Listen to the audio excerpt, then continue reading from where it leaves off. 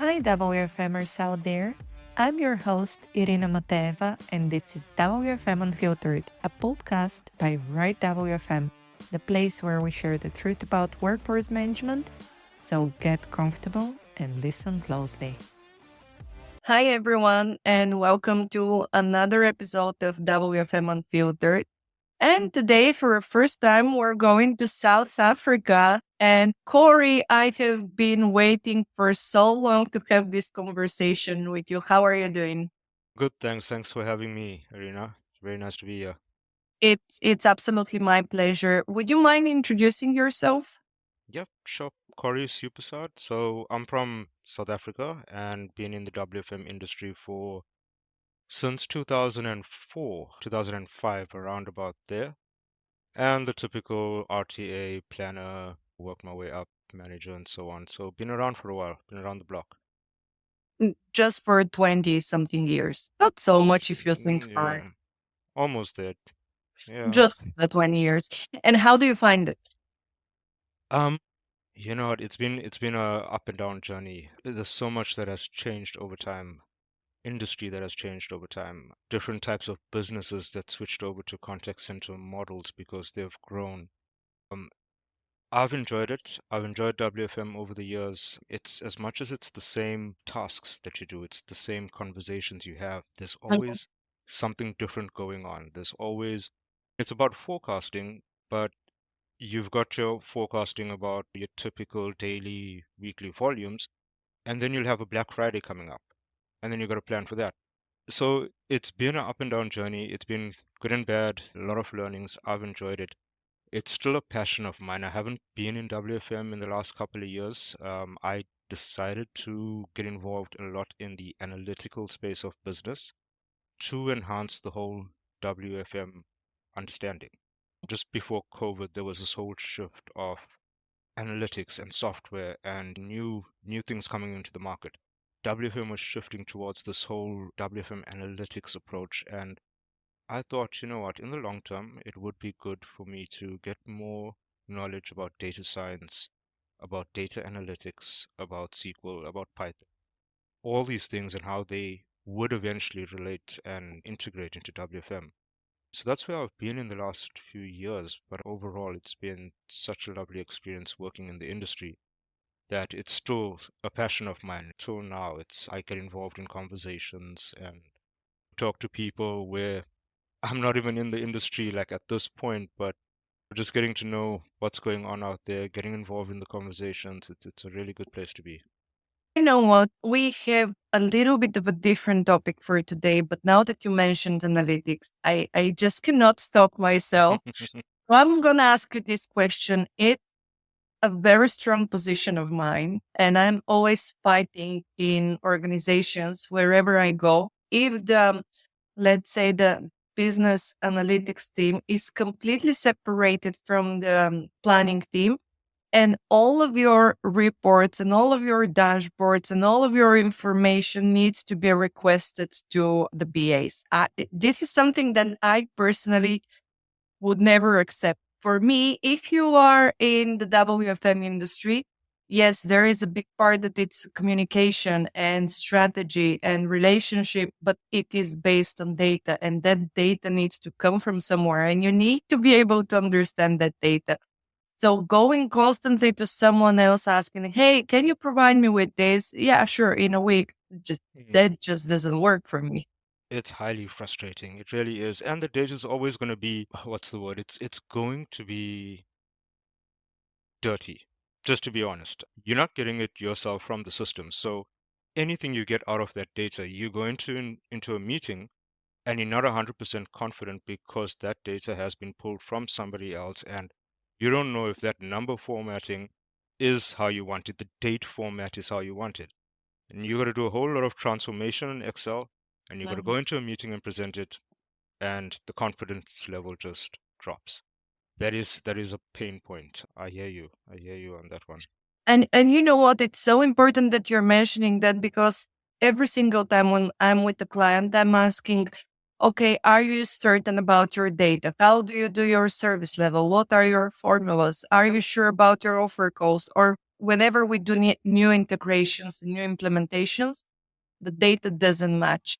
And usually it doesn't match because the data that we were capturing before that was completely wrong. Everyone was assuming that it's right. But yet again, the WFM team never had access. So they were just assuming because someone once said it's okay, the data is okay. So that's one you mentioned It pain point for me. It just gets me out of my skin mm, and I will scream about it. it really is, and it comes back to this point about the strategy of WFM. Besides the thing about, okay, having that relationship with the department whereby you can go and fetch the data from the system yourself, it then goes back to the question, when the system was set up, did you have a professional in there to define the metrics that you need, to define the calculations, to make sure the formatting's correct? Even a simple thing like naming convention, does it match? Does it talk to what the rest of the business considers that queue to be called? If you've got a queue running, everybody calls it a certain name. Is that what it is? So that is a big point. Building that framework and building that strategy should come from the inception of WFM. And even if it doesn't, there's nothing stopping us from revisiting that. I mean, there's nothing stopping us from going back to say, guys, we understand that our system is not fully aligned to what you're saying. It doesn't matter where it sits, where the problem is on the analyst side or if the problem is on the WFM side, but we can then go and get it aligned. We can go and sit with the guys and say, show me what you have on the database. Show me the headings. Show me the formatting. Let me show you what I have, and then clean it up. We've done that. There was a time when we switched systems, WFM systems, at the company that I worked for, and we moved from a pay-as-you-go system, monthly subscription, where we purchased the IEX suite and all of that. And we went through that whole change. We took that opportunity and we said, guys, let's go and understand the differences. Let's go and fix all these things while we can. And that is something that people often overlook. It's get the software in, map it up as fast as you can so that business continues running. But in the long run, it's every month you in that Manco session or you in that performance for the month session to review it, and we're looking at the stats. We're not 100% confident, and then somebody needs to go back and deep dive. Somebody needs to go back and double check. It's because we're rushing to get the stuff out, and nobody's going through to say, let's define it. Let's see. AHT, this is what it means. Definition sent out to the business. Calculation sent out to the business. We know what it means. And that's a step that's missing. That's the strategy that, or part of the strategy that's not in there. It's completely blocked off from the rest of the business because we tend to work in silos, and that in itself is a problem. I hear you. And this has been my journey for the past good 15 years. And for the past, I don't know how many years as a consultant. And I cannot, I don't understand why companies still see that as a loss of time. As you mentioned, especially if we're implementing a new system, it's usually get it out there, get it as Mm, fast as possible. And everyone disregards that the system is a system, right? It can work very well. It cannot work at all. And my personal opinion is that somehow, especially the last year, we're somehow over relying on technology. And you know what, especially with AI and all the tools out there, we're just thinking that you just get it out there and everything is gonna just work. And you don't have to monitor and you don't have to adjust or you don't have to have an input. And that's trash. that That's really is, yeah. There's off-the-shelf systems, but it will never be the case. You take a retail store, for example, and you give them the same system that a banking sector would use. But what they want out of it is two different things. So it'll never be a plug and play solution. And that's what I don't get. Um, that understanding of, yes, we'll get the software in, plug it in and it works. It doesn't. It has to be customized a little bit, tweaked a little bit to get the results that you want out of it. That's just the nature of the beast. That's how it works. It's scary how often we have situations whereby there isn't any WFM experts in the room at the time, that these decisions are being made. You know what? I will stop you right here because that's one thing that frustrates me a lot. And it's not about not having WFM experts. It's about that in a lot of companies, WFM is seen as you're a support function. You're there to execute what we implement, and you don't have a say in what we're implementing. And I keep on saying that if we are to manage basically the budget that you're giving us, the head count, if we are to allow them to go in vacations, if we are to assign tasks for them at all times, how the hell are we not a party to this conversation?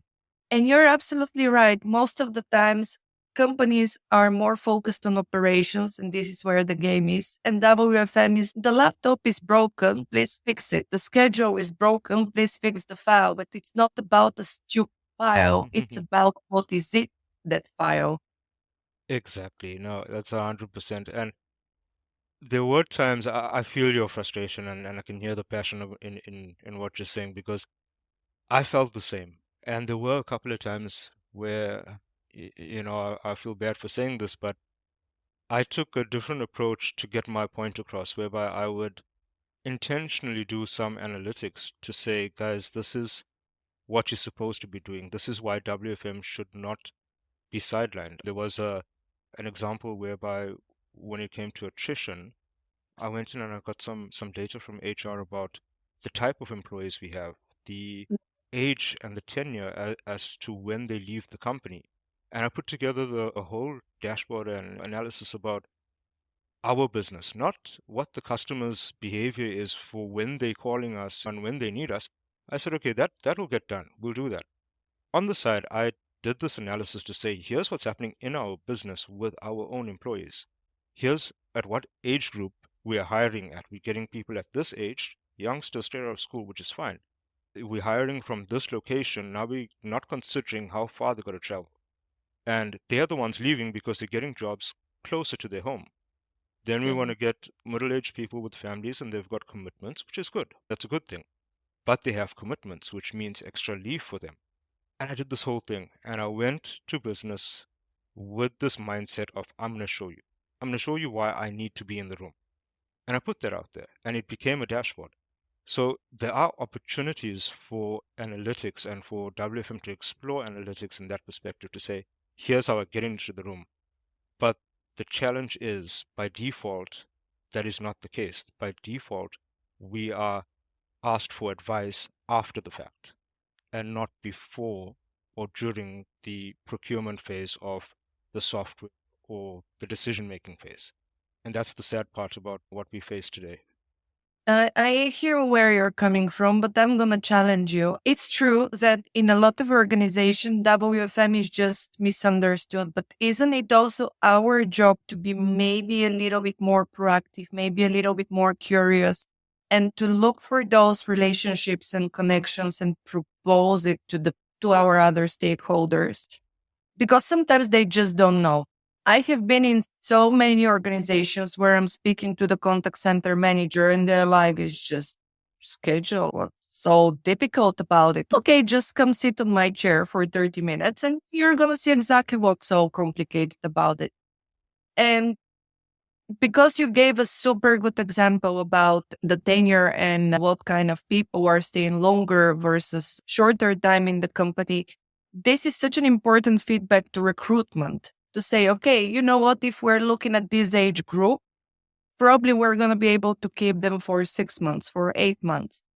But this is something that someone needs to be able to dig deep into. And I've been in conversations when usually that's an HR job. Okay, but it affects my job, right? So why wouldn't I be interested? Why wouldn't I be chasing, even if it's not my job? Why wouldn't we secure that input? That is a good question because there's two parts to it. There's the very passionate, and this is just my opinion, right? There's a Mhm. very passionate WFM workforce out there, as in specific WFM employees and professionals that are passionate and they'll do that. And then there's those that aren't, those that come into the business because they need to get out of answering the phones, they need to get Yeah. out of being an agent.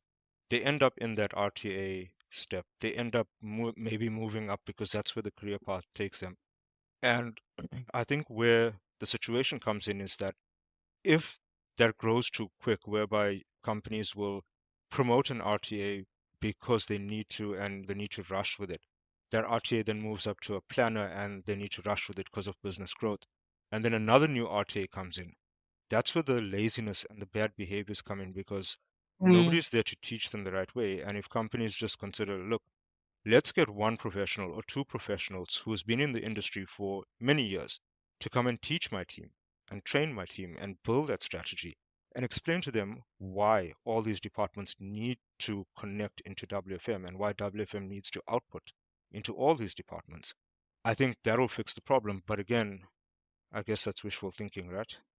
Oh, I can look there's so many directions with what you're saying, and I am starting to hesitate whether it's a good approach to directly look at the pool of the agents just for the sake of, okay, they're agents, maybe they can go directly in real time.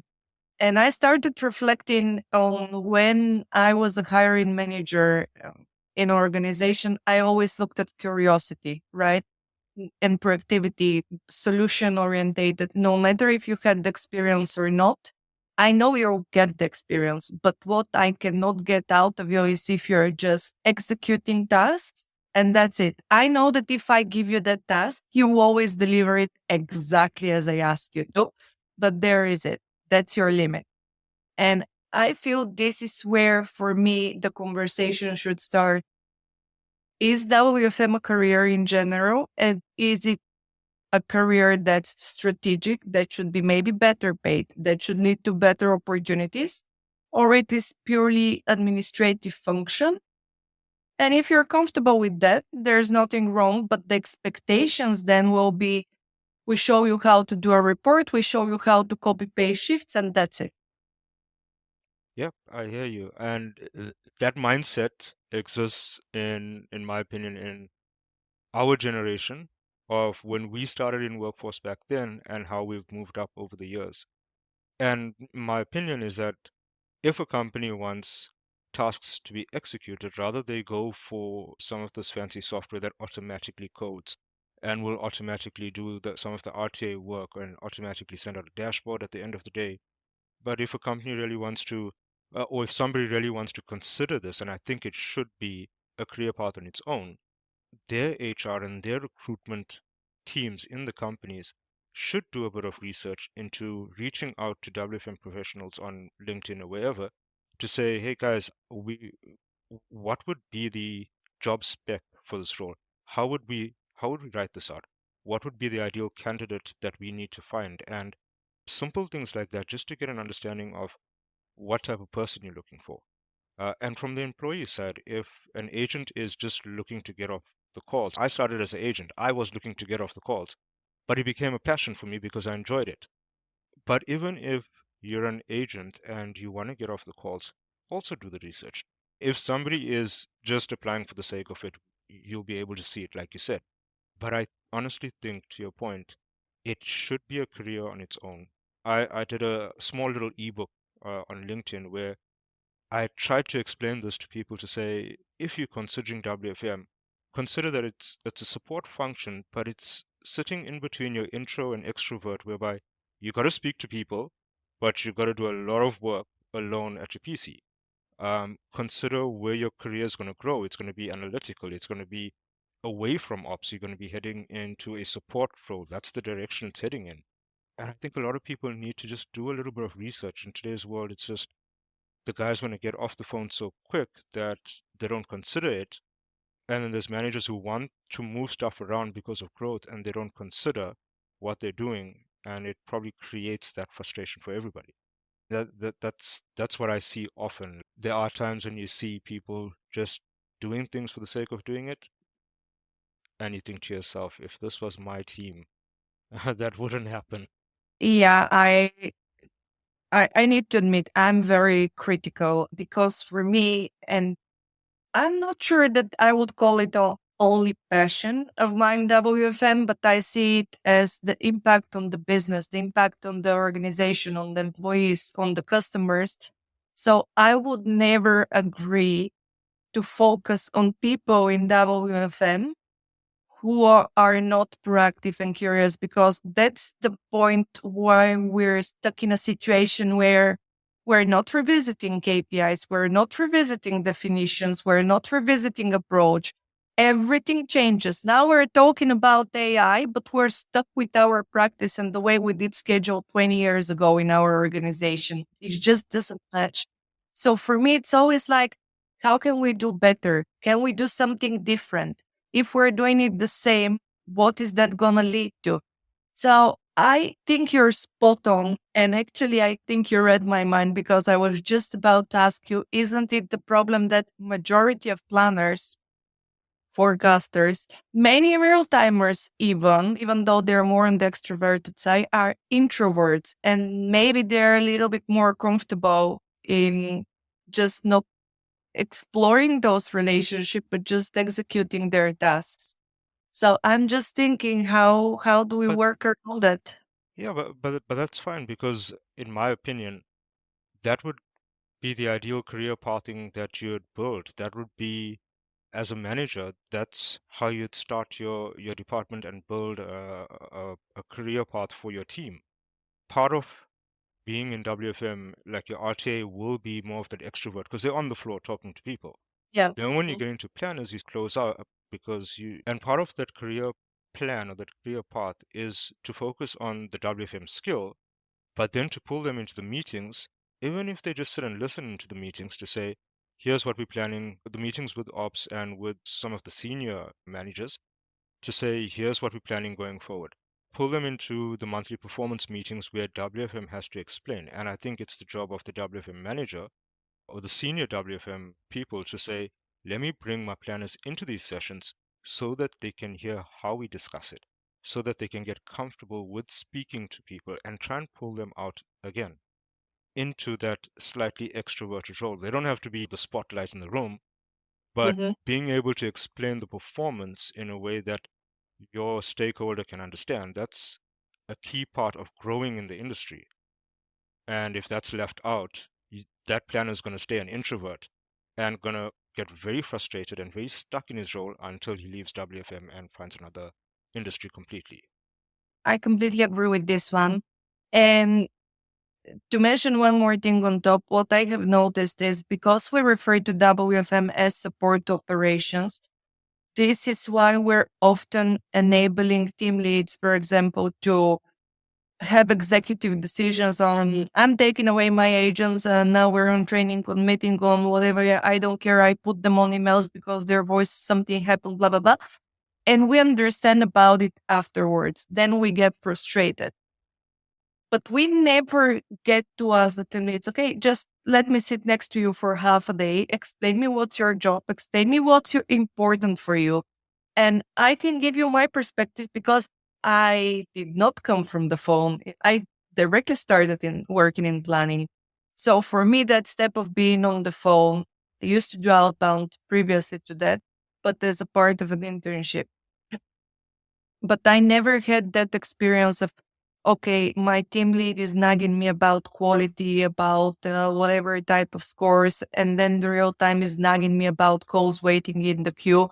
And then the team lead is being nagged by the operations about the quality and so forth and so forth. So this is where the disconnect is. We're often saying, okay, let me pull the team leads, explain them what's important for WFM, but we don't seem to be very interested what's important for operations, to be honest. It's quality, it's their thing. I don't care. They're annoying us. It is, and I guess maybe this conversation is now leaning towards company culture because you Yeah. might have culture that promotes that kind of behavior or attitude, and I don't mean that in a bad way. It's just that an organization might be at a point whereby you've got leaders in place that'll say, send it to that department, send it to this department. I need you to focus on this task. Let them send you the information.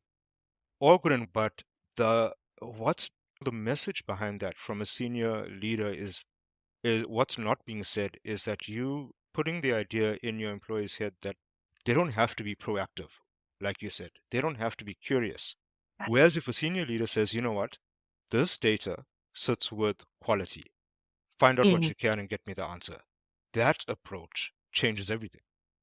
And now Great. we're deviating a bit, but we're getting to some root cause analysis here. That's probably what's causing all the disconnect that we're having. We might have a good understanding of all the different functions of WFM and all the different functions of the contact center, but they're not connected only because we have so many disconnects in terms of the understanding or maybe the words that are being used to Mhm. motivate the staff to get things done. We motivate them in a certain way whereby that message that they're receiving to them sounds like, okay, I need to get the job done, instead of let me get proactive and see how I can holistically close this task off. Yeah, I completely agree with you, and we haven't even touched on the conversation about involving other departments like HR, and then it gets even more complicated. Who is responsible for what and who gets the data and who needs to ask for the data? And I don't know. It's just I don't know how to work around that Hmm. problem. Do we educate organizations individually? Do we create webinars? But it's a huge problem for me, and I genuinely think that WFMers should be paid more. Their role should sit higher in the organization because they oversee everything, and basically they create the foundation for your workforce to be available for your customers.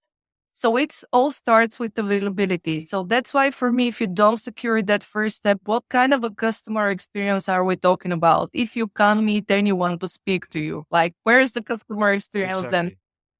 So Yeah, that's what I think we need to rework the whole kind of roles and structure and where WFM sits in the organization. yeah, exactly. That's the strategy, and that's why I like talking about WFM strategy, because once we understand where it sits, and not in the sense of somebody saying WFM needs to sit in this level. It's about where Yeah. it contributes to the business. If somebody Yeah. on that level can take a step back and say, what are all my functions in my business? It's quality, frontline service, it's WFM, it's HR, so on.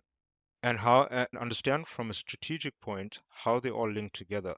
That's where you'll finally get some structure in the business. And that's when the seniors will understand just how important WFM is, because one of my mentors actually did this for me like way back when. She took a whiteboard, she wrote the words WFM, she drew a circle around it, and then she says, does WFM send FTE requirements to HR for recruitment? And I said, yes. So she draws a line and she puts HR. And she goes along all those things with all the different departments, from training to quality to every single facilities as well. We talk about desk space. We got to understand. Yeah. And that's the mindset that we need. So strategy and structure needs to be the starting point of WFM, and not the concept that we have now where it's RTA up. It should be, when a company looks at WFM, Yeah. it should be start at the top. WFM provides all these functions, and even if they don't understand all of them or they don't know all of them, they can always reach out. There's a lot of information online, and if we start there to say, what is my 5-year goal as a business? Do I want to grow my business by 20% in terms of customers? If I do that, what is my headcount going to look like in the call center? How's that going to change? Do I need more floor space? Do I need to change my telephony platform? Do I need to introduce chats? WFM fits into that strategy, and they'll tell you over the next 5 years, your growth plan of 20% per year, this is how much of it you're going to grow by. This is where your channels are going to go. And then it goes into tactical. And then we can tell them, look, tactically, this is what you need to do. These are the people you're going to need to have. These are the systems you're going to need to run. This is the reports you're going to need to have. These are the number of metrics you're going to need to have. These are the dashboards. And then operationally, it's the execution. And that's what we're missing. I think for all WFM people out there, I think that's the message that we need to send to everyone, the people that we work with, the people that we chat to, is that WFM should be spoken about from a strategic level. Always start at, you know what, it's not how many people are on break at this time. It's at the top. What does what does my 5-year goal in WFM look like? How am I contributing to the business? Am I aligning to the company's goal of expanding into a new country, a new region? And then from there, all those rules and structures and measures come into place if WFM's sitting on the same level senior operations. Actually, I have an offer for you. Let's make a webinar on that topic. Let's just start putting the thoughts out there because I feel it's the time for a WFM revolution and we need to start being a little bit more vocal and not hiding the corners and not Yeah, between each other. So happy to do let's that. make a webinar about Yeah, it. happy to do that. Thank you for having me. It's been a Perfect. pleasure. Any final words of advice? Yeah, just based on my experience, it's a case of, like you said, the curiosity. But as a person, you got to think about your own future. And I think whether it's WFM or any role for that matter, but more for us because with WFM, that's why we're here. Think about where you want to go. Is it going to be data analytics because that's going to pull you away? Is it going to be management because that's a completely different ball game, and you can still be a WFM manager, but you're going to be working with people more than you're working with numbers. So I think for the guys listening, just understand what's your passion and try and focus your efforts towards that and build your own career plan and go for it. That's just it. Push for what you will make you comfortable. It was a fantastic chat. Thank you so much, Corey, for joining me. Thank you for having me. I appreciate it. Thanks for joining us today. I'm your host, Irina Mateva, founder of Right WFM, where we believe that every business and its people are unique and deserve the right solution to their challenges. If you need support with workforce management, we're just a message away. Get in touch at irina@rightwfm.com or info@rightwfm.com. If you like the content and would like to support the show, please subscribe to WFM Unfiltered on your favorite podcast platform, leave a review, and follow me on LinkedIn. You can also show some love to our great sponsors. For more information about them, check out the episode notes. This is your place for real WFM, so to suggest guests or topics, get in touch at irina@rightwfm.com. See ya!